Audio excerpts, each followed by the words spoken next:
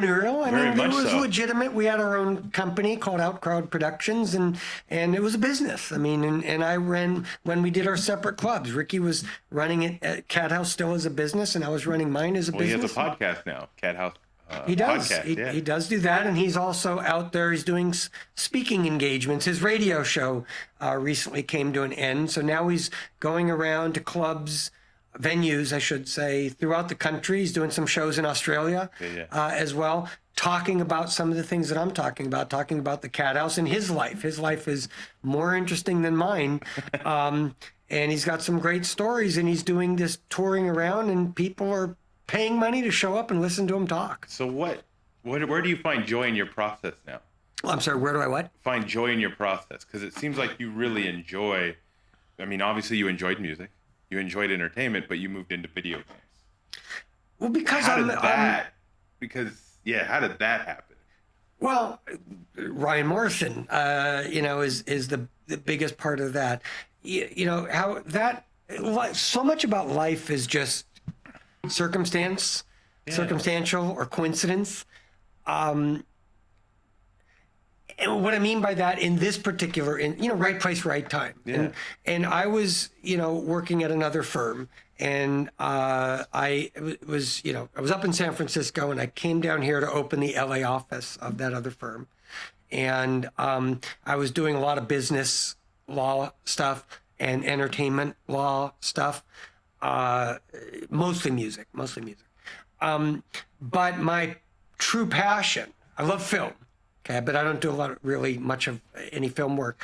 But my other true passion is video games. I've been hooked on video games since Pong. I mean, talk about OG, right? I mean, that to me was one of the greatest things ever to happen, and every iteration since, and I could name every console, and I've owned every one of them since, and I'm very passionate about video games and the video game space. Did you have a TurboGrafx 16? No, I didn't have that. But I mean, in television and 3DO and Dreamcast and obviously the PlayStations and the Xbox and Neo Geo. A lot of consoles. Neo Geo? What's that? Remember the Neo Geo? Yeah, I remember Neo Geo. Yeah. And I'm a big this gaming rig. This is a gaming rig. Oh, Power Glove. Yeah. No, I didn't have a Power Glove. But like this, my laptop here that everybody I work with makes fun of is Alienware. Alienware. It's a 17-inch. They make fun of it? Because it's not... People salivate over that. I salivate over, but it's not very handy taking it on business trips. This is my business laptop, and it weighs like 500 pounds, and lugging it around. It actually broke my last laptop pad. It's so heavy that... And everybody else is using, little Macs. But I got this because it's a gaming rig, and I've got a ton of PC games on it and stuff.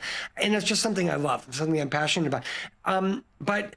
what I was talking about circumstantial is when I opened the LA office, we were working at these barrister suites, right? Which are kind of community suites. We all have our own offices, but it was a joint conference room and a joint reception area and a joint library and kitchen and all that stuff. So I was just plugging away working there. And one day there was my office, and literally right next door to me, in moves Ryan Morrison and Allison Rothman. And at the time, their firm was Morrison Lee. Michael Lee was Ryan's partner at the time, but before Ali Rothman. And they moved in right next door to me.